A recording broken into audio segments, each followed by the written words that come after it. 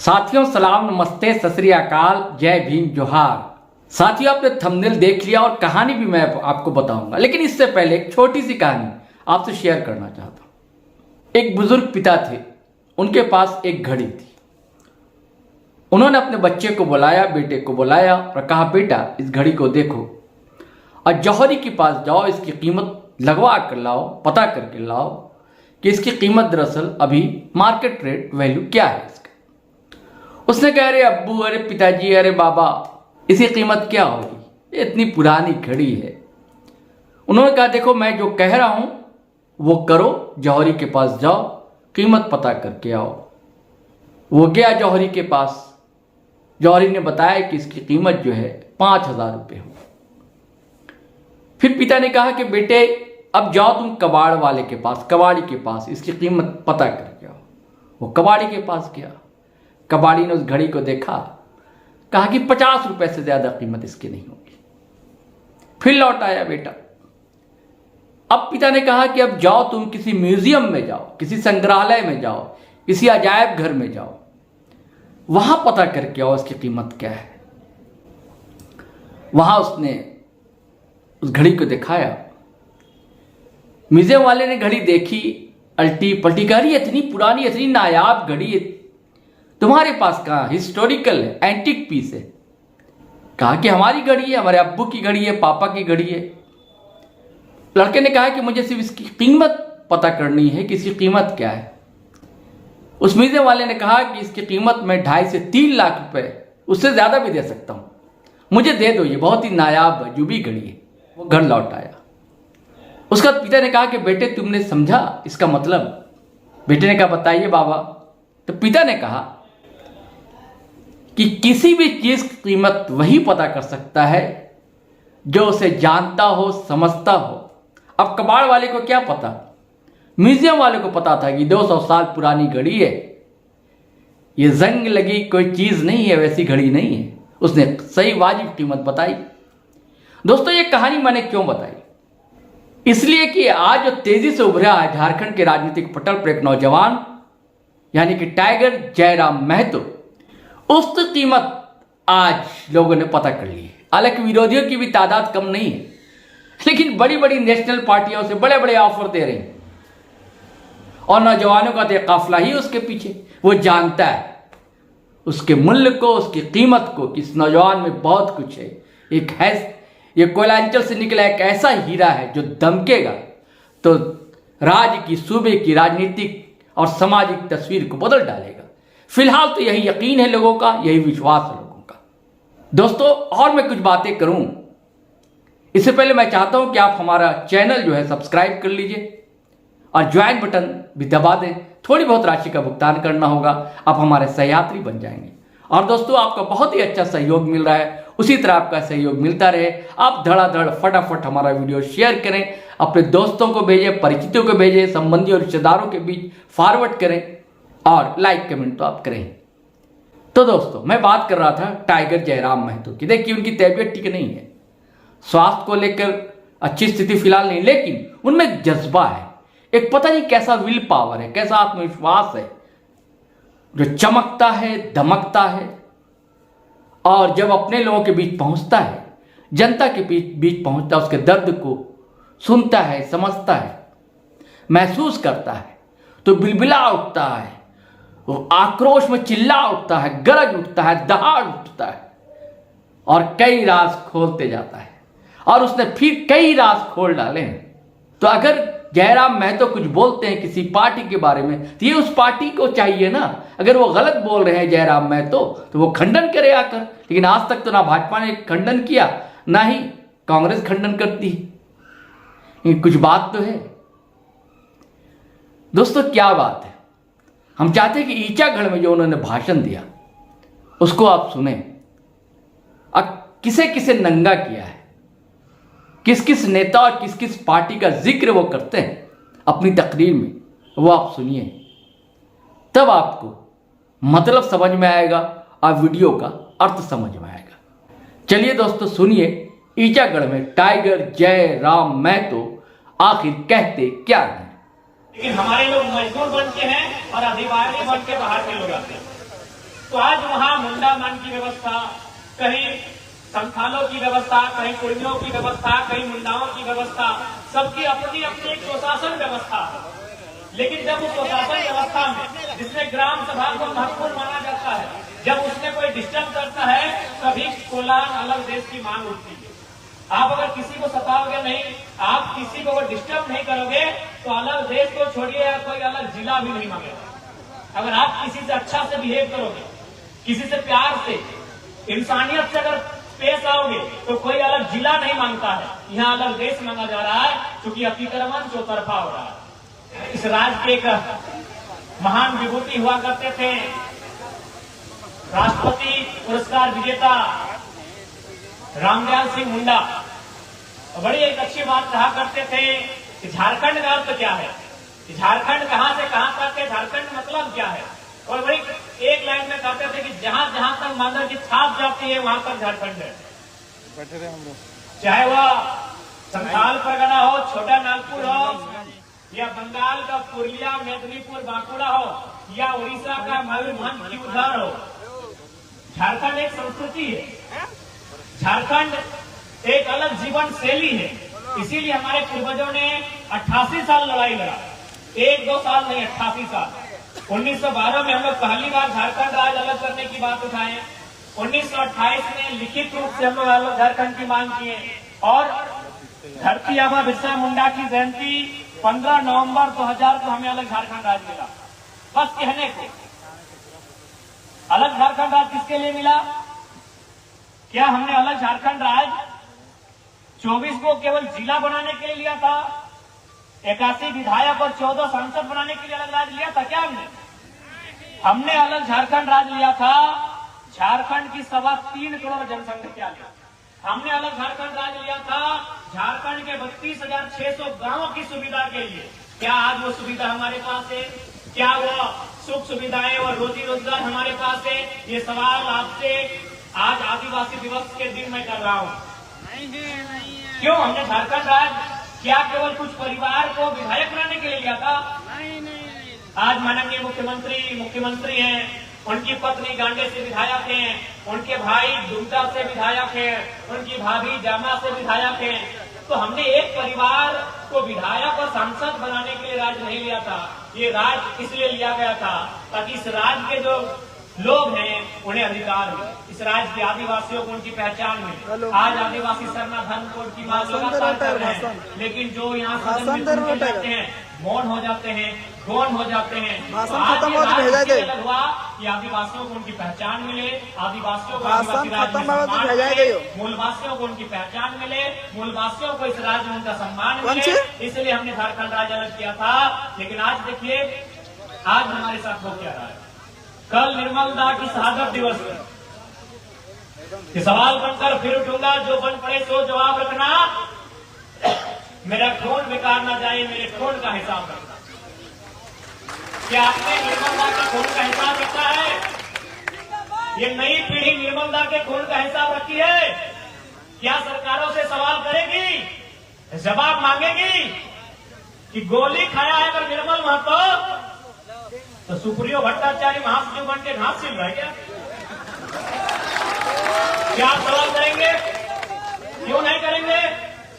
गोली खाने वाले होते हैं सुनील महतो, आपके सांसद, आपके पड़ोसी सांसद। एक नहीं 12 गोली, और सरकार चलाएंगे पिंटू श्रीवास्तव। क्या आप सवाल करेंगे? निर्मल के कथन का क्या मतलब है? सवाल बनकर फिर दूंगा, जो बन पड़े सो जवाब रखना। मेरा खून बेकार न जाए, मेरे खून का हिसाब रखना। क्या आपने हिसाब रखा है? अगर हिसाब रखा है तो पहली सरकार से पूछिए कि सुप्रियो भट्टाचार्य का बाबूजी का क्या योगदान है झारखंड बनाने में, पिंटू श्रीवास्तव के बाबूजी का क्या योगदान है झारखंड बनाने में, जिनका बाल नहीं उखड़ा है, जिनका खाल नहीं उखड़ा है, जिनका कोई नाखून नहीं उखड़ा है, वो किन पे चढ़ के राज कर रहे हैं? जिन्होंने 12 गोली कलेजे में खाया है, उनके वंशजों की छाती पे चढ़ के राज कर रहे हैं। ये हमारे साथ कुछ दिन पहले बनी थी भाई सुप्रियो भट्टाचार्य की परिवार की कोई सदस्य जेपीएससी की कार्यकारी अध्यक्ष बनी थी ना? बने थे कि नहीं? सुप्रियो भट्टाचार्य की पत्नी थी या उनके परिवार की कोई सदस्य थी, जेपीएससी की कार्यकारी अध्यक्ष बनती है, गोली खाएंगे सुनील महतो, राज चलाएंगे सुप्रियो भट्टाचार्य, छाती में चढ़ के चलाएंगे पिंकर श्रीवास्तव, और हम विश्व आदिवासी दिवस मनाएंगे, हम निर्मल महतो की शहादत दिवस मनाएंगे। नहीं, अब शहादत दिवस के साथ साथ अपने अंदर के आक्रोश को भी जिंदा करो, क्योंकि अगर आज जिंदा नहीं करोगे तो आने वाले 20 साल बाद हमारा अस्तित्व खत्म हो जाएगा। और ये बात हम केवल आपको गुस्सा दिलाने के लिए नहीं कर रहे हैं। यूएनओ की रिपोर्ट कहती है कि झारखंड की 8 भाषाएं 2050 तक खत्म हो जाएगी। झारखंड की 8 भाषाएं 2050 आते आते खत्म हो जाएंगी। झारखंड के लगभग 5 से 6 आदिवासी समाज, जिनमें असुरी, बिरहोरी, बिरजिया, ये 2050 हमको लगता है खत्म भी हो रहे होंगे। असुरी जनजाति के कितने लोग हैं इस भीड़ में, या फिर आप जानते हैं कितने आपके दोस्त हैं असुरी जनजाति? जैसे हमारी धनवंती मुंडा भी मुंडा जनजाति से आती है। असुरी जनजाति के बारे में क्या जानते हैं? बिरहोरी जनजाति के बारे में क्या जानते हैं? बिरजिया, सबर, पहाड़िया के बारे में क्या जानते हैं? लोग तुम्हें कि नहीं। इसलिए आज अगर आप नहीं चिंता करते हैं तो संकट मुंडा में भी आएगा, संकट संथाल में भी आएगा, संकट प्रेमी में भी आएगा, संकट भटवार में भी आएगा। इसलिए आज आपको चिंता करने कह रहे हैं, क्योंकि संकट कहाँ आ रहा है? संकट, सबसे बड़ा संकट आपकी जमीन पे आ रहा है। एक बात आप जान ले, आप नदी में नहीं रहते हैं, आप पंछी नहीं है, पेड़ों की डालियों में नहीं रहते हैं, और आप गैर झारखंडी भी नहीं है कि टाटा और बोकारो में कब्जा करके रहते हैं। आप झारखंडी हैं, आप अपने घर में रहते हैं, जमीन के किसी टुकड़े में रहते हैं। लेकिन आज आप ठीक से नजर उठा के देखिए, सिर्फ कोल्हान में नजर उठा के देखिए, कोल्हान में नजर उठा के देखिए, जिसको आप आज उलियान के नाम से जानते हैं, जिसको आज आप विष्णुपुर, गम्हरिया, आदित्यपुर के नाम से जानते हैं, आप सोनारी, साक्षी, मानगो, गोलचक्कर के नाम से जानते हैं कि नहीं जानते हैं? आज उन जगहों पर कभी आज से 50 साल पहले आपके बाप दादा खेती करते थे। आपके 92,000 वर्ग किलोमीटर, झारखंड को कितना मिला है? 79,000 वर्ग किलोमीटर। जब हम बिहार, बंगाल, उड़ीसा की 1 इंच जमीन में कब्जा करके नहीं बैठे हैं, तो बाकी ये तीनों भाई हमारी जमीनों पर नजर क्यों गड़ाएंगे भाई? ये कौन सा बाहरी बिक्री है? ये कौन सा बाहरी बिक्री है? ये कोई बाहरी बिक्री की लड़ाई नहीं है, ये हक की लड़ाई है। यदि मान के चलिए बड़ा भाई और छोटा भाई में बंटवारा हो गया, बड़ा भाई को मिला इधर का खेत, छोटा भाई को मिला इधर का खेत, तो क्या बड़ा भाई का ये कर्तव्य है कि छोटे भाई के फसल को काटेगा? हम तो वही कह रहे हैं, तो जाइए बिहार में खुश रहिए, बंगाल में खुश रहिए, उड़ीसा खुश रहिए, हमको झारखंड में खुश रहने दीजिए। आप हमारी फसल काटने क्यों पहुंचते हैं? आप हमारी फसल काटने क्यों पहुंचते हैं? अभी फर्जी सर्टिफिकेट बना के चोरी करके आप हमारी फसल काटने क्यों पहुंचते हैं? कोई बाहरी बिक्री की लड़ाई नहीं है, लड़ाई अधिकार की है, लड़ाई हमारे हक की है। आप हमारी फसल को काटने क्यों पहुंचते हैं? सीधा सवाल। यदि डाटा हमारी जमीन पे खड़ा है और वहां अगर नौकरी लगेगी तो हम कहते हैं 75% नौकरी झारखंड की, 25% में आप पंजाब, हरियाणा, गुजरात, महाराष्ट्र, जर्मनी, भूटान, नेपाल, जिसको रखना है हमें आपत्ति नहीं। क्या भाई हम गलत बोल रहे हैं? मैं बताइए ये राज्य हमने क्यों बनाया था? क्या है इस राज्य में? आपके पास क्या है? आज आप उद्योग की नगरी में रहते हैं। कोल्हान को औद्योगिक क्षेत्र कहा जाता है। कई हजार फैक्ट्रियां हैं, कई हजार मिल हैं, कई हजार कारखाने हैं। बताइए कितने लोग जनरल मैनेजर इस भीड़ में? कुछ नहीं। Tell me how many GMs? कितने जनरल मैनेजर इस भीड़ में?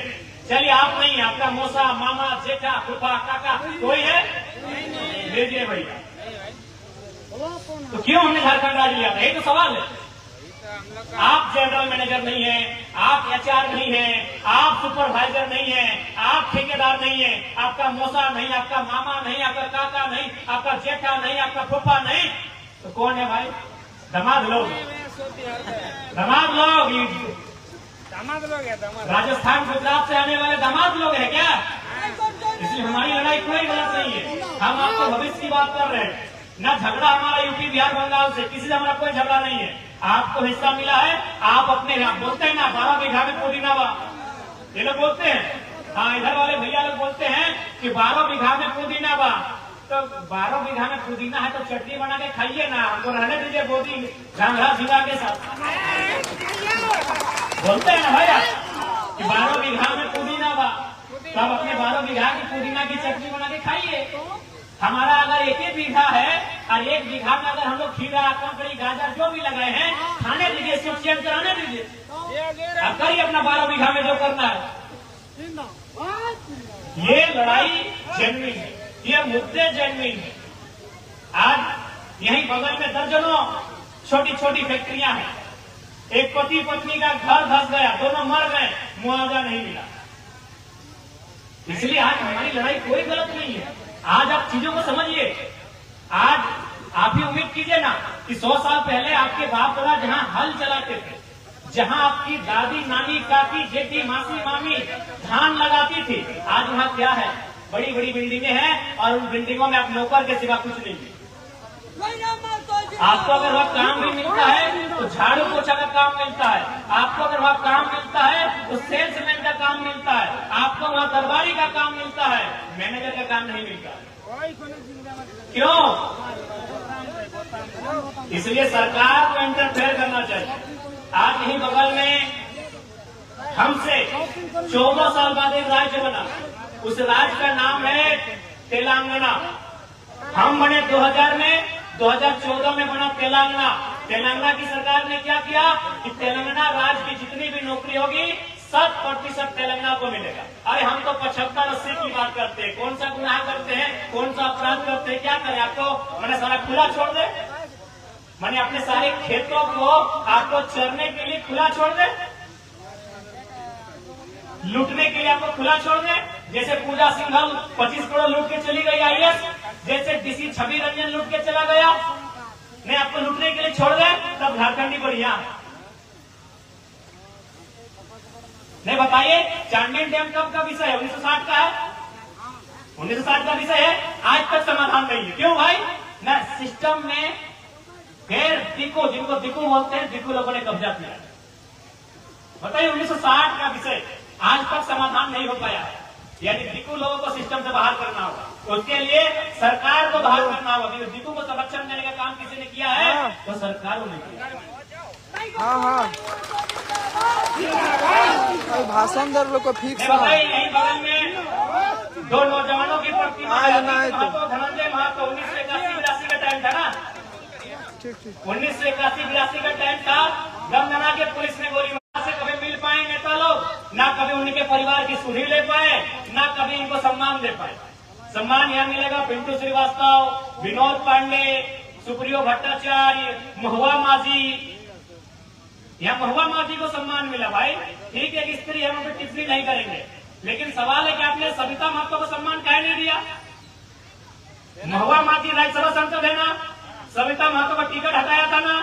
तो अगर राज्यसभा क्या स्थिति है, बांग्लादेश के लोग वहाँ जमीन कैसे खरीद पा रहे हैं, SPT एक्ट का उल्लंघन कैसे हो रहा है? अरे जमीन तो छोड़िए, आदिवासी यानी संथाल की बहु बेटियों से विवाह कर रहे हैं और आरक्षण की सीटों पे मुखिया जिला परिषद बन रहे हैं, और आपको केवल चिंता है कल्पना सोरेन और बसंत सोरेन।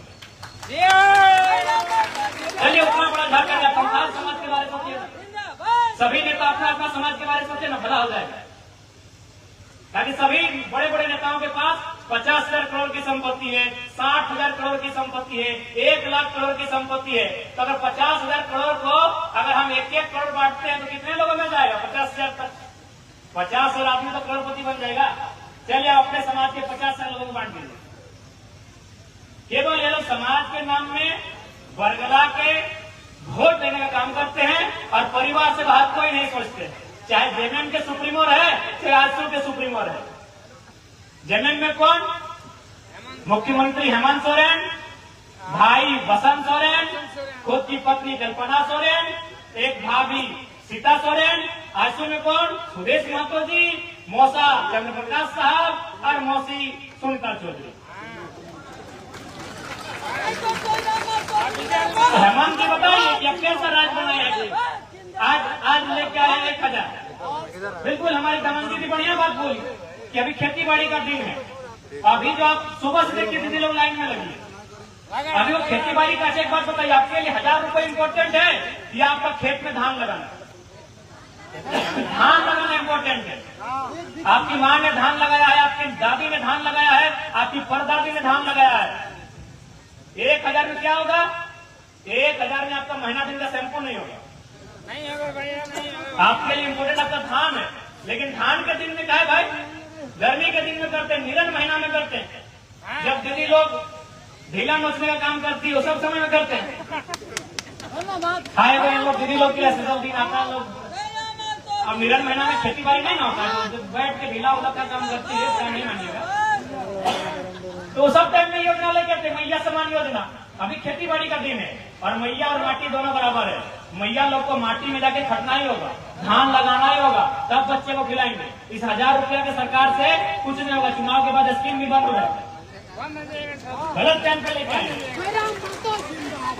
और क्यों देंगे भाई? मैंने हमारी बहू बेटी लेंगी 1000 रुपए, हमारी दीदी लेंगी 1000 रुपए, धनंजय महतो अजीत महतो की माँ लेगी 1000 रुपए, धनंजय महतो अजीत महतो की माँ लेगी 1000 रुपए, और सीएम साहब की पत्नी कल्पना सोरेन जी लेंगे 3 लाख महीना। विधायक का पेमेंट 3 लाख,